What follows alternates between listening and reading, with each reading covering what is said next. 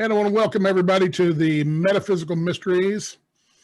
Terry and Tommy here with another Tom, Reverend Tom Brooks. He's a researcher, and the research we're going to be talking about today is related to hell and the concepts of hell, both in the Christian world and other religions and so forth. And I think it'll be very interesting. Tommy and I are going to be asking questions as if we know nothing. and then Reverend Tom will be trying to answer us, direct us in the right way, because there's a tremendous amount of information, misconceptions out there as it relates to the concepts of hell and what all that means. I do have the opportunity to do some exorcisms, so I get the chance to lay hands on folks with that kind of a situation, but that's a lot different than folks that are trying to just understand the concepts and what's taught from the pulpit, what's not, and the history going way, way back even into the Old Testament. And so, Reverend Tom, are you ready to rock and roll? Let's give it a whirl. Give it a whirl. Okay. So obviously you've had some interest in this thing. I mean, I think you, as you've explained to me, grew up kind of a Southern Baptist background. And so let me just start off and ask you here, what the hell is hell? Well, that's a very good question. It is well, it depends on what angle you're coming from. If you're talking about what the religions said or say versus what it really is, I don't know exactly what it really is. I don't think anybody with any knowledge of hell can remember it in this lifetime, perhaps. That's one thing I didn't touch on, is how this relates to reincarnation. So I didn't get into that in this research.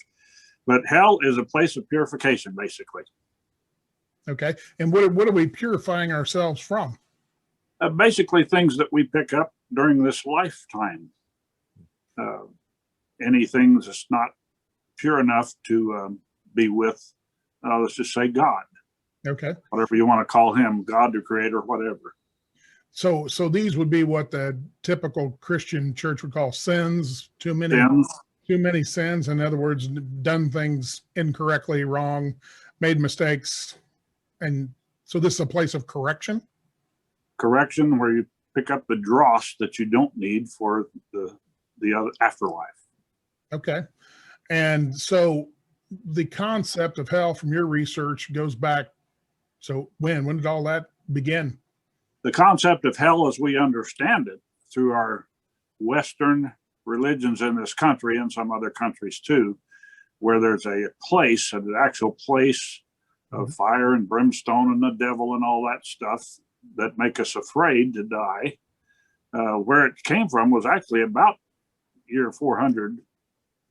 I don't know if you want to call it AD or CE, either one. Right, from the Christian, Judeo-Christian world. Basically the Roman Church. Yeah. When it's powerful. Well, it still is. But I know they use several different names for hell and have in the past, Sheol and Hades and Gehenna, those kinds of things.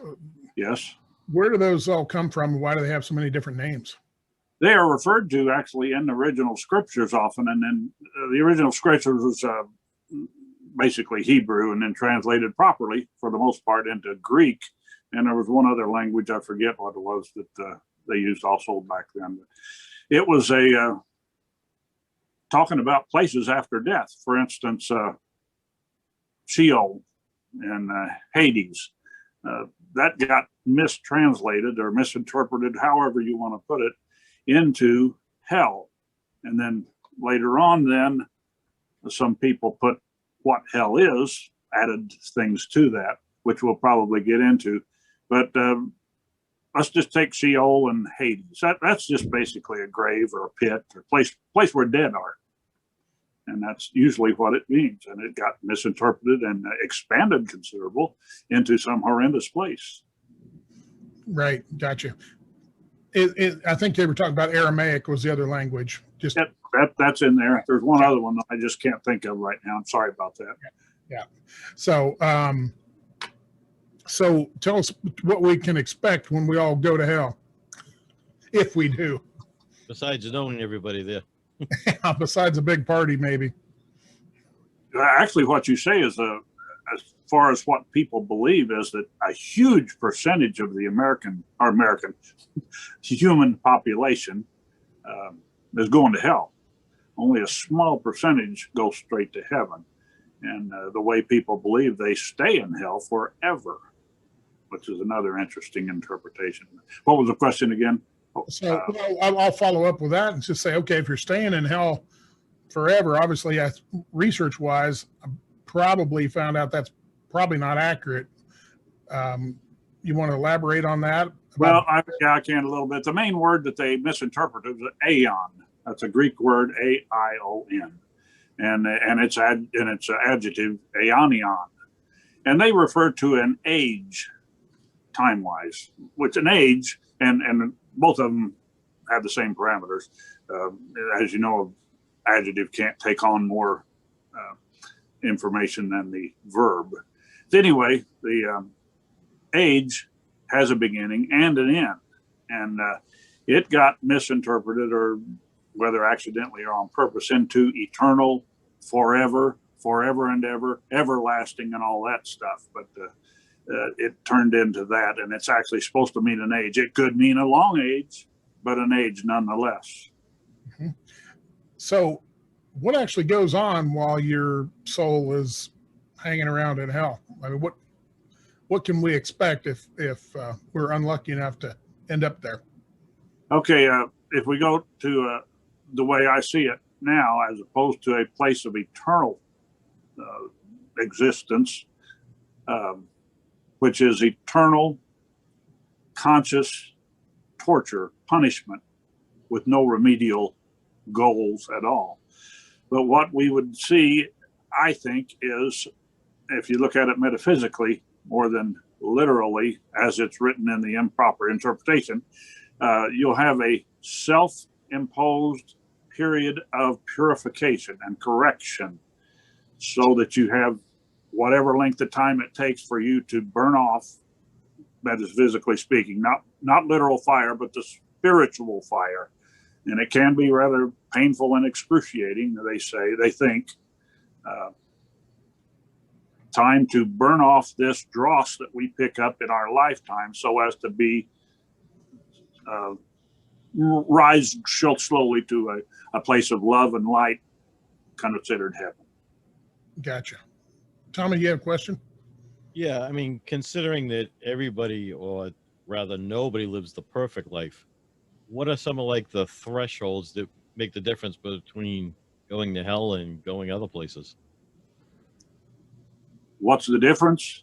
The threshold, I I don't think there's a specific threshold. Now, I think the way it's understood, we're supposed to be like God, Christ, whatever. If we reach the Christ level, perhaps we will not have, we as humans all over, won't have to be purified at all. We can go straight to heaven without any time spent in a purification process. Is that kind of the question you had? I think so. Where it's the purification for the sins. Yes. I don't think anybody goes through this process with zero sin. I would say, even though Jesus did, I remember reading Jesus did go down to hell, but I don't think that was because of his actions. He, meaning at the Christ level, which is the level we're supposed to aspire to, if we follow him, may not have to spend time in hell at all, and it's self-imposed anyway. We'll get into that probably a little later, but the time spent in hell varies greatly, the way they understand, from a small amount of time to an enormous amount of time, depending on what needs to be done and the attitude of the soul itself. So that what it sounds like, intent has a lot to do in terms of dictating which way people go. Is that correct? Yes. But the threshold, the whole idea, and the way it sounds like, the whole idea of becoming, let's say, a Christian is what we use the term here in the United States. Becoming a Christian, accepting Jesus and being baptized, all that stuff, you're the second death is what we're talking about, burning off the dross of this life. If you do that on earth, it'll be a much less painful and easier experience than if you wait until after you die and have to do it in hell. Right. In your research, I've heard many people over the years say that they believe Earth is hell. There is a theory, metaphysical theory, that I read, the metaphysical authors I studied, that did say that we walk in hell and heaven every day here. And there's something to be said for that, but that's just not the big picture as I see it. But there are some that wrote about that. Yes. I think it's the people who are in some really bad personal relationships, because we have all said those are hell. That can be. I've been there. And actually, I think all those bad things are part of our soul development and one of the reasons why we are here. And, there's the invariable question: if God is so good, why does he let thus and thus and whatever happen? Well, it's for our own development that we have to experience those things and react properly. In my opinion, that's part of why those things happen. And karma has a lot to do with it. And I throw in, I didn't do this paper on reincarnation, but I think carnation carried over from previous lives sometimes have a lot to do with what life we end up with here at this present time. I know Terry could probably talk more about that. He's an expert in that area. Well, I want to go back to the concept. Everybody has a concept in their mind what it's going to look like from media, modern media, and in the day. I want to go back to Dantes Inferno, that book. Yeah, in Europe, medieval Europe, I think much of what we believe came from that particular book. You want to expand on that book and how that helped people develop this concept that we currently hold? Okay, we of course the original scriptures really did not explain. It didn't talk about hell. You didn't hear Jesus and the apostles talking about, you better get baptized or you're going to burn in hell forever. They didn't say that, not at all. But there was beginning about year 400, and I will talk about the guys later, but that's where it started coming in heavy duty and became actually what is now permanent in the Bible and religions, the Western religions especially, a place of permanent conscious torture called hell in our language. That started out, there was no, of course, they didn't have movies and all that stuff, but Dante's Inferno. Yeah. Which is part of that, what was it called? The whole long poem, Italian poem. Yeah. Anyway, Inferno was the stage play that gave the people a visual depiction of what hell was like. And I believe there was 9 levels of hell in that. And starting at 1, going to 9, it got worse and worse. And that gave people a picture of what hell was like and kind of introduced the fire and brimstone and the torture and all that stuff forever. And that stuck. And it became, after Dante, Divine Comedy, that was the name of the right. Big long poem, and Inferno was one of those in that. But then we got to the movies, and especially all the stuff we got now with the internet and computers and all that. Hell can be really depicted as a nasty place and a literal, although non-consuming, fire for an eternity for a few years here on earth of misdeeds. That just don't seem just to me. Yeah, I was going to say it. I notice the character of God, is love, and more love, forgiveness, love, all that sort of thing. So to subjecting, and I use him in a sense yeah, that understand. Know it, right? To subject his children to never stopping, unlimited torture doesn't seem very loving in and of itself.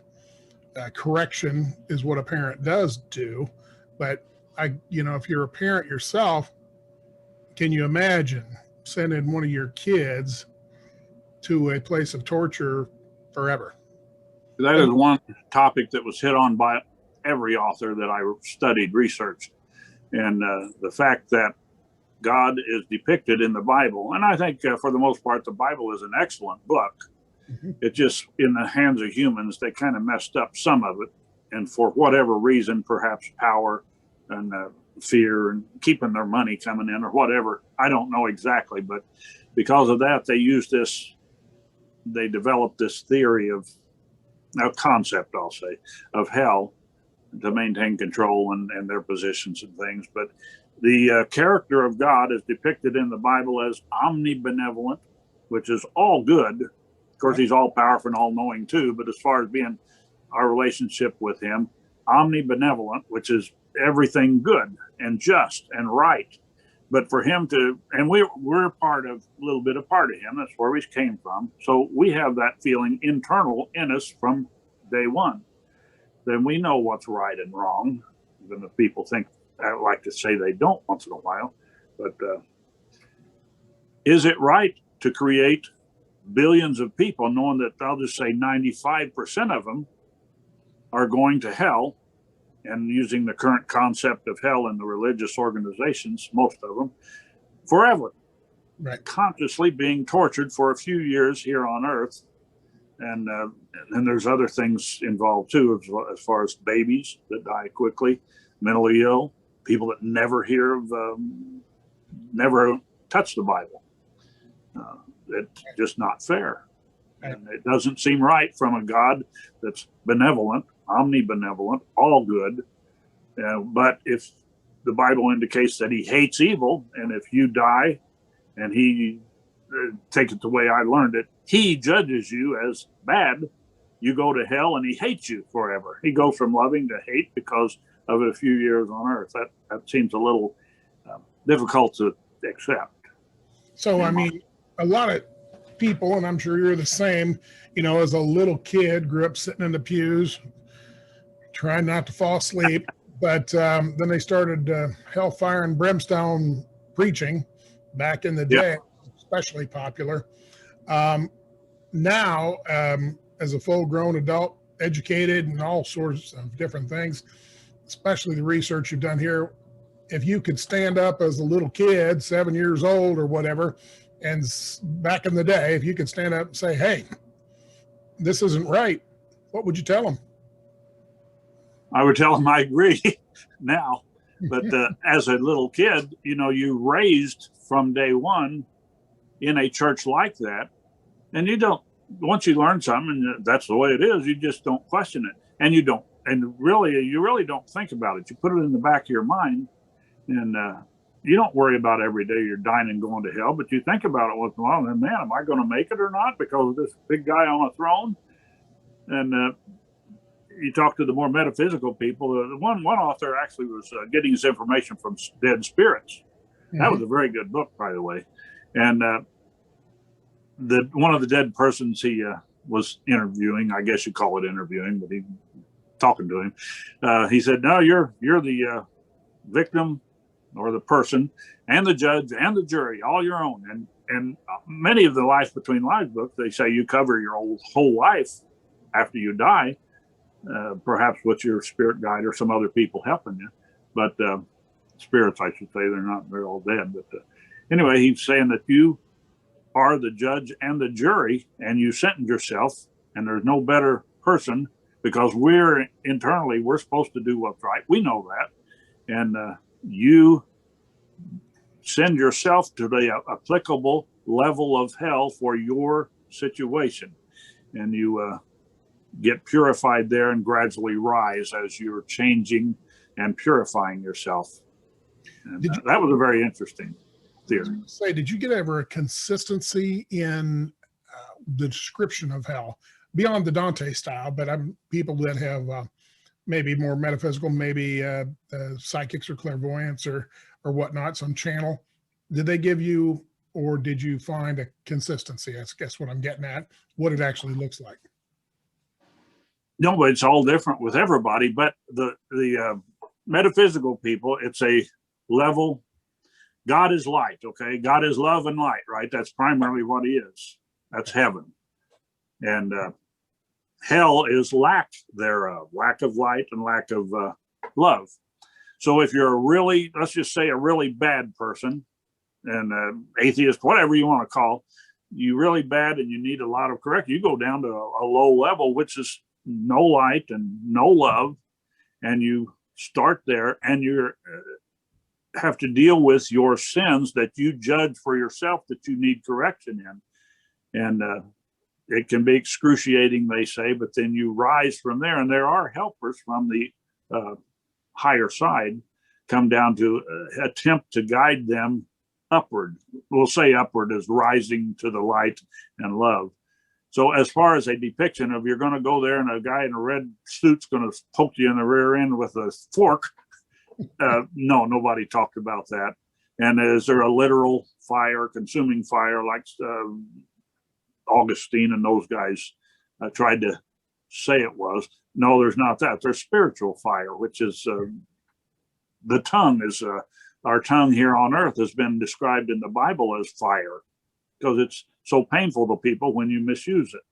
That's right. The kind of spiritual fire that we're dealing with, and it can be painful to your spirit. So I hope that answered your question.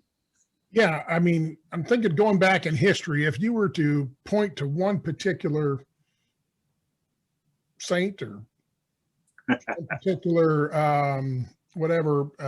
bishop or cardinal or some other kind of religious leader that turned this into what we refer to now as hell, and this common conception of hell, who would that be? Yes, I will give you three people that there's several people involved, of course, but three people that are heavy duty that actually really done us a number as a human race. But as far as the pictorial stuff, you have to give that to Dante, because he really gave us a picture of it based on what, well, especially one of these three that I'm going to mention, determined it would be. He made it for all of us. We started out with Tertullian. He was in the Roman Church, Latin.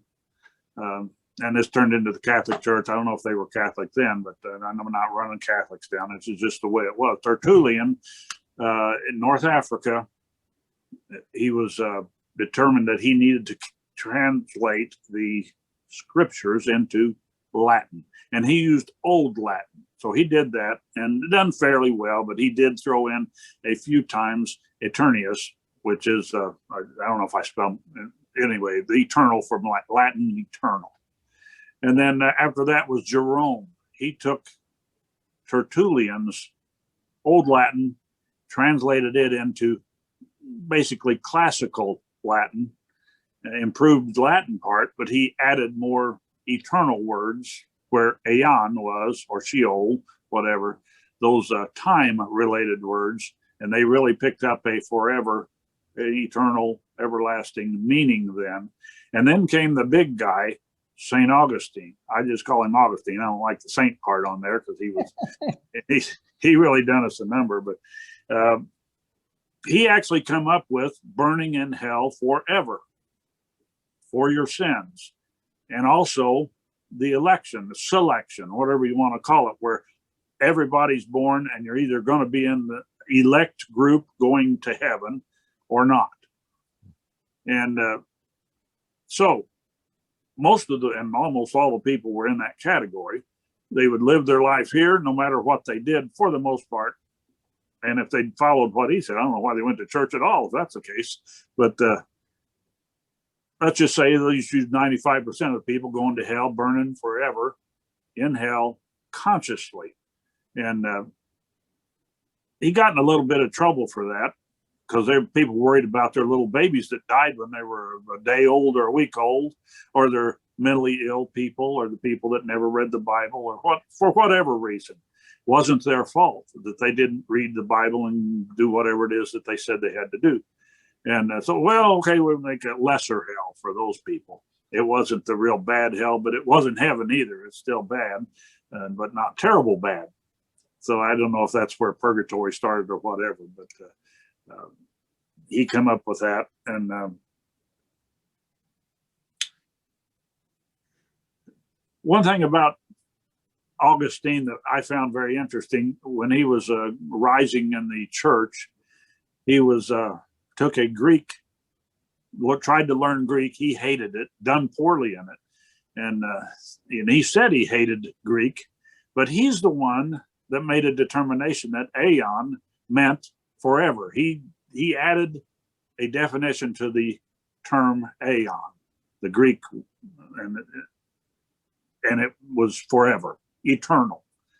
So he, being poor in Greek, decided to translate Greek into Latin, saying it means eternal now. So you get the guy who got a D- in class, and he's the one that made the rule. Yeah, he's the guy who gets to translate. Oh, that's perfect. Basically, sounds like a human thing to do. I'm sorry. Sounds like a very human thing to do. A human, yes. Yeah. And basically from that point on, it is permanent in the main church of the time, and it just kept going. And you want me to go a little further with that? Sure. The Jerome, when he translated from Tertullian into classical Latin, the scriptures, it became what's known as the Vulgate, the Catholic Vulgate, which is still around. Now, when Tinsdale, I believe it is, interpreted the Bible from Latin to English, Old English, but English nonetheless, he basically used the Vulgate. So there's not a whole lot of difference between the English version of his Bible from the Latin version that Jerome and Augustine had tremendous influence on. Then came 1611, a little bit before that, but 1611 when the King James version that's still around and big deal around in this part of the country still was authorized by nonetheless King James. Plus a few others, but it doesn't say it a whole lot. But Tinsdale's version, which is basically Vulgate with some minor modification, because he got in trouble, they kind of kicked him out of the church after a while. They use that plus some other stuff too. But there's a tremendous influence of the Catholic Vulgate that Jerome and Augustine had in our King James version of the Bible, which that's used a lot for translation also.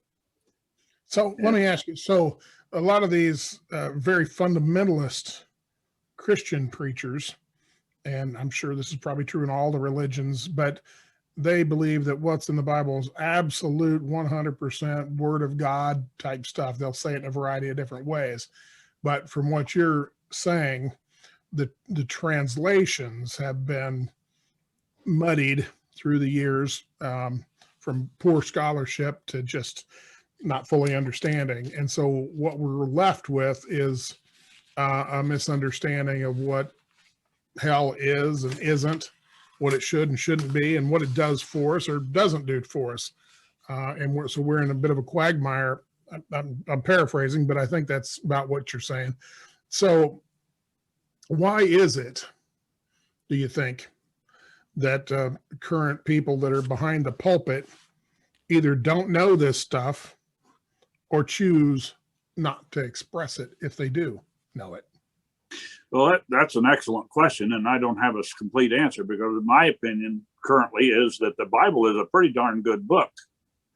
And some of the areas, whether intentional or accidental, have been misinterpreted to create this really a horrible thing called hell, as we understand it. Hell, as it was intended, I think, is not a bad thing. It's a correctional place, just like you do your kids, correctional place to become perfect again. But why? I think the way Augustine did it, I think he did it for his own power. Keep the people afraid and them as a necessary service to possibly save them from burning forever in hell.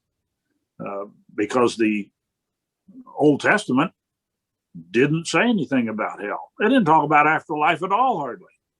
Mm-hmm. You didn't hear the Jesus or the apostles talking about hell at all. They told you to be good to the widows and the poor people and the kids and all that. They didn't tell you to do all this other stuff that's required.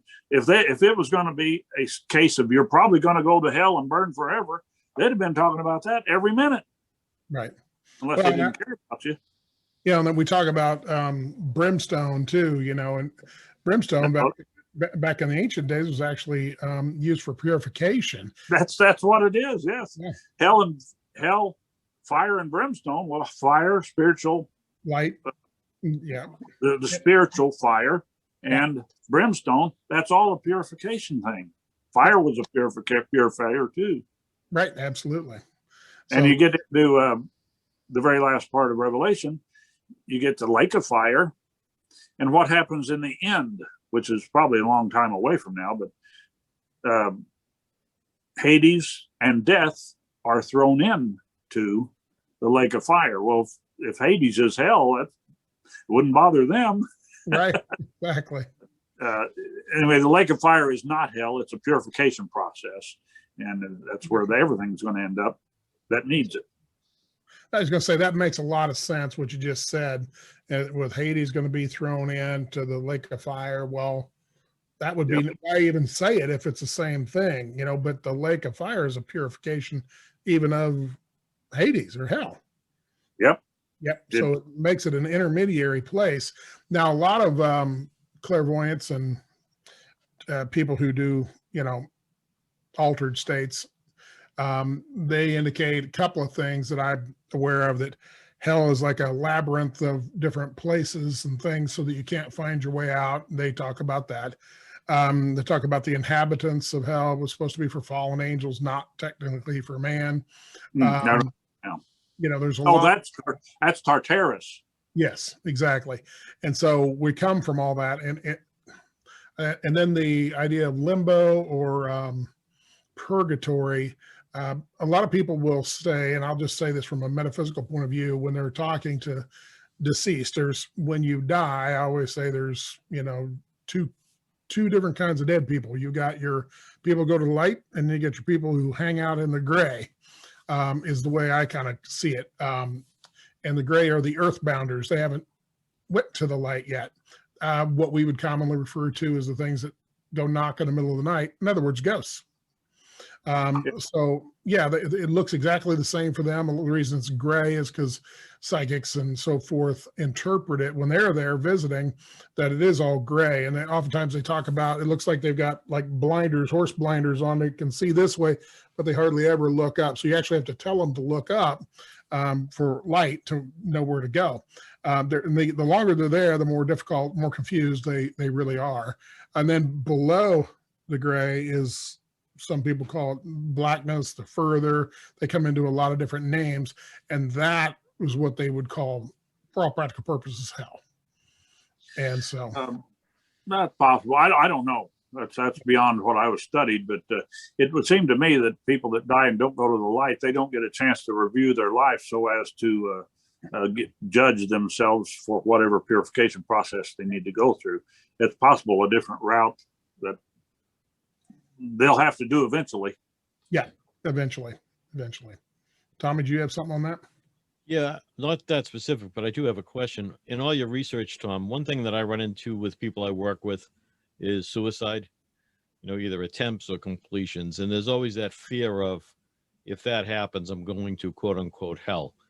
And yet earlier you mentioned how in your work, you identify God, however the listeners are defining that, as very compassionate and forgiving.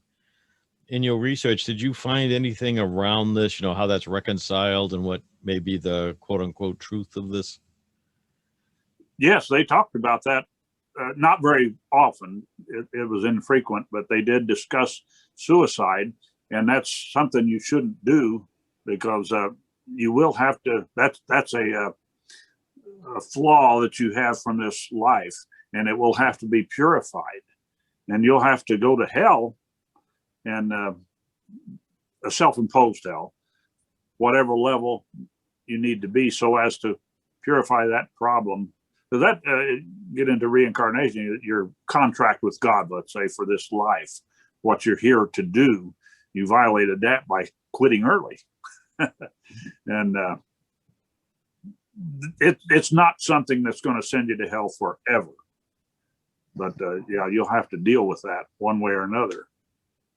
So as I'm listening to you, the impression I'm getting, to simplify this, is hell sounds like I'm going to summer school to make up the lessons. Well, the summer school I went to wasn't too bad, but it's I imagine it's a little worse, harsh summer school.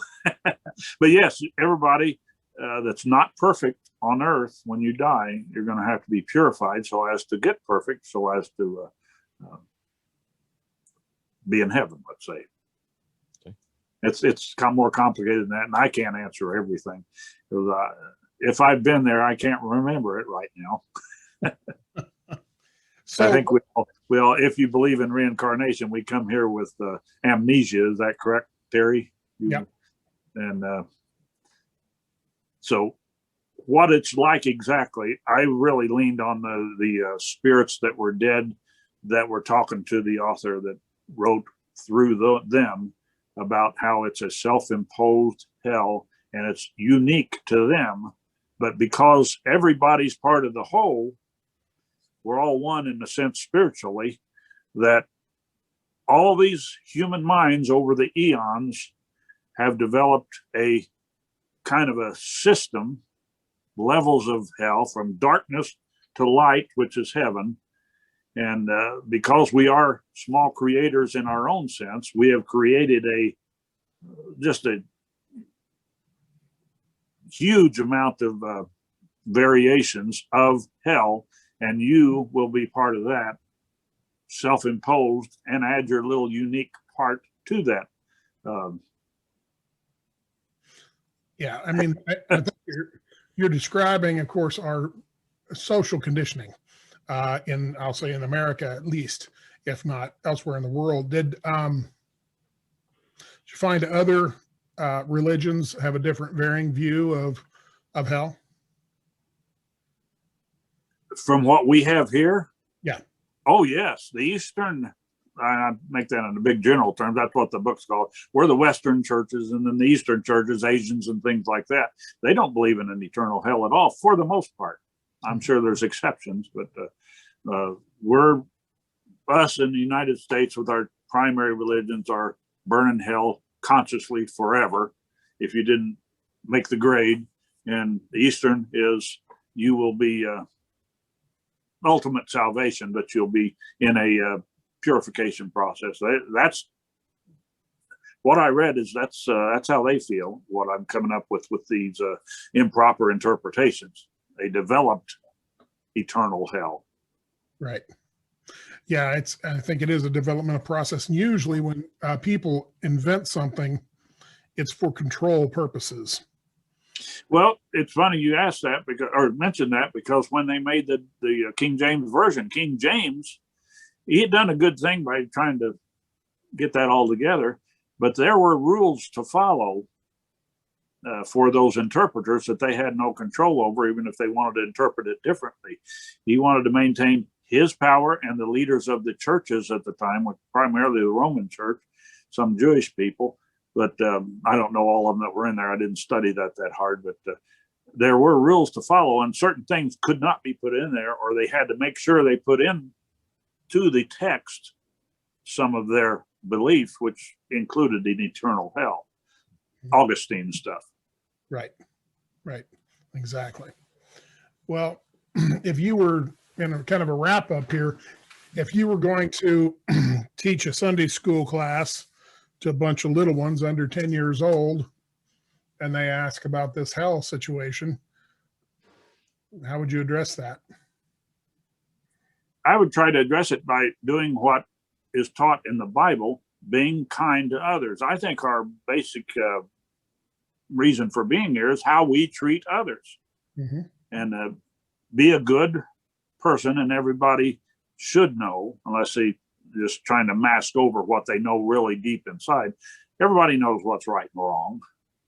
You don't need all these laws to know that you're treating people right or wrong. Be good to others. Live a good, honest life. And if I was in a specific religion, I'd have to say what they wanted you to do. Be baptized or take communion every Sunday, whatever the situation is. Right. But basically be a good person. Yeah. I don't know what Jesus said different than that. Right. Tommy, you have any wrap-up questions? No, I think it was very insightful. Growing up at this point in my life, or till this point in my life, you hear so many different versions of what it is and what it's not. And to have a clearer picture of what the literature and what history has told us when we take away the control pieces, I think is insightful for me and for the audience. I joke about the summer school thing, but it almost like you sign up for a course in remediation and you pick the topics that you need to remediate.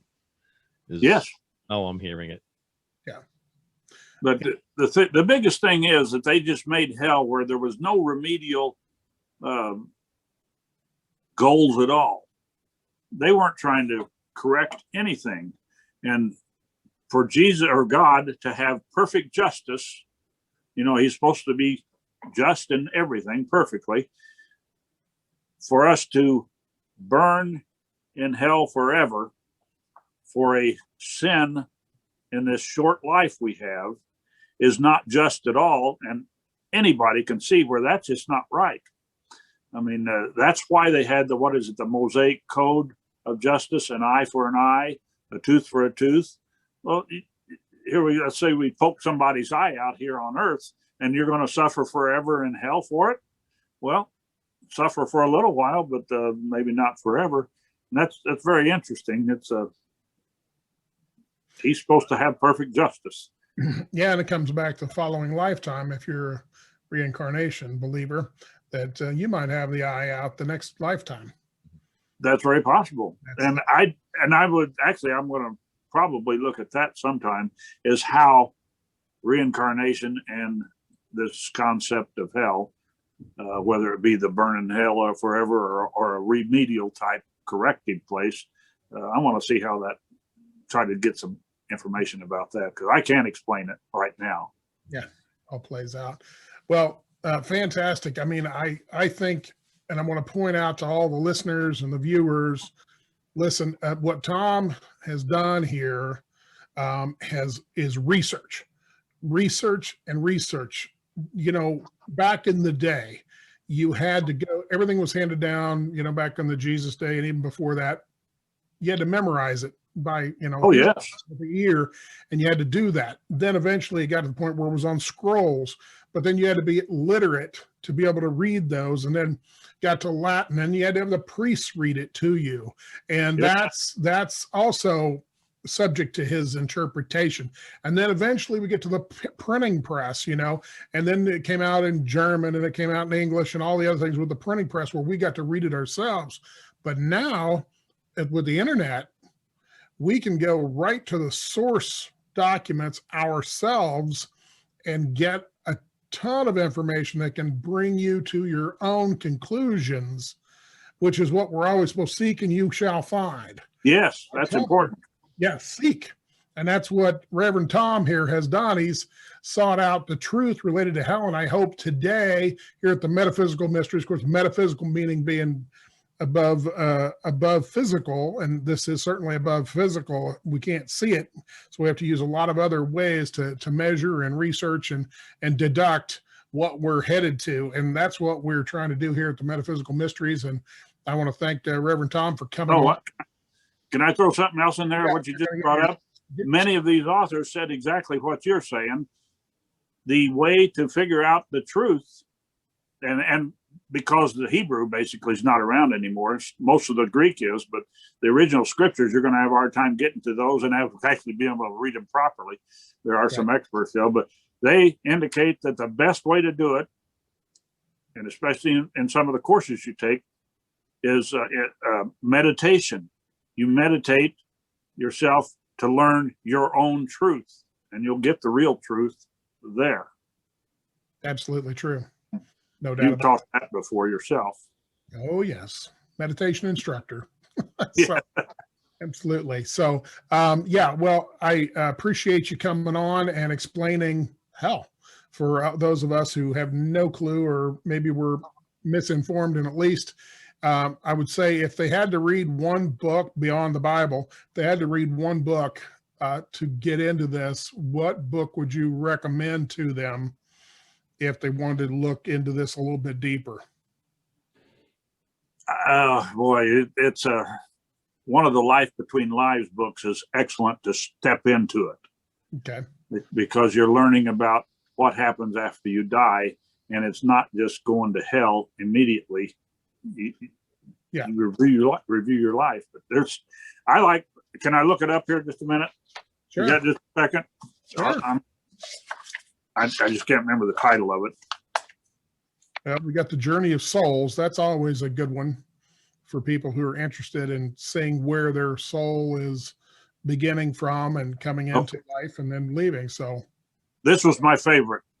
Okay. It was by Stafford Betty, Betty, Heaven and Hell Unveiled, Updates from the World of Spirit. That's where he was talking to dead spirits to get an idea of what the afterlife was about. What was the name? That was an excellent book. What was the name of it again? Heaven and Hell Unveiled, Updates from the World of Spirit. Okay. That was my favorite. I mean, there was a ton of good ones, but that was my favorite to read. I liked it the best. Okay. Outstanding. So Heaven or Hell Unveiled, folks, revealed. So that's cool. Very cool also. So, all right. Well, very good. Tommy, you got any closing comments? No, I just want to say thank you. Appreciate your insights and, your candor and the research that you have done and accomplished, and great work, and look forward to hearing the work you're doing in the future. Oh, you're welcome. I like talking about it. Yeah, it's fun. Well, I'll see you guys all in hell. Oh, I mean heaven. Sorry. Perhaps both. Yeah, perhaps both. Yes, I'll be the guy at the margarita bar. So anyway, so for all of our listeners and all of our watchers, we appreciate you guys sticking with us on this. A very interesting topic. And until next time, Tom, Terry, and the other Tom signing off, and we'll see you next time. Talk to you later. Thank you. Thank you.